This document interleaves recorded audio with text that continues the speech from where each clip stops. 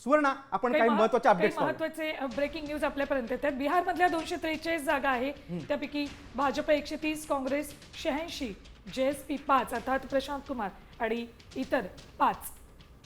JSP म्हणजे जनसुराज पक्ष जो प्रशांत 226 जागांचे कल हाती आलेले आहेत. सुरुवातीचे हे कल आणि त्यानुसार एनडीए सध्या तरी आघाडीवर दिसतेय.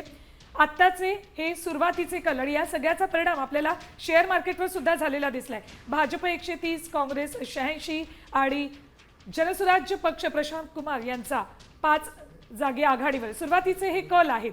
सुरुवातीच्या कलांनुसार पुन्हा एकदा आपण चर्चेकडे वळूयात गिरीश. अगदी बरोबर आहे. आगाशे सर, मी तुमच्याकडे येतो. जनसुराज पक्ष जो प्रशांत किशोर यांचा ते रणनीतिकार म्हणून पूर्ण भारतात प्रसिद्ध आहे. त्यांनी भाजपसाठी काम केलंय, त्यांनी नितीश कुमारांच्या जेडीयूसाठी काम केलं आणि आता त्यांनी स्वतःचा पक्ष स्थापन केला.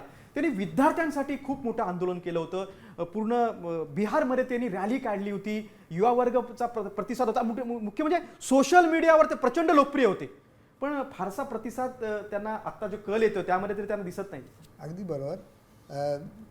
राजकारणात म्हणजे पक्ष स्थापन केल्या लगेच जनाधार वाढेल आणि सत्ता मिळेल वगैरे असं काही नसतं. बरोबर.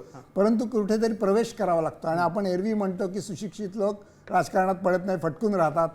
तसं न करता स्वतःला कसाला लावतोय ही मला तरी स्वागतार्ह बाब वाटते आणि ते आपला प्रेझेन्स दाखवतात. हीच त्यांच्या दृष्टीने आता एंट्री लेवलला तरी महत्त्वाची गोष्ट असं वाटतं. अगदी बरोबर आहे.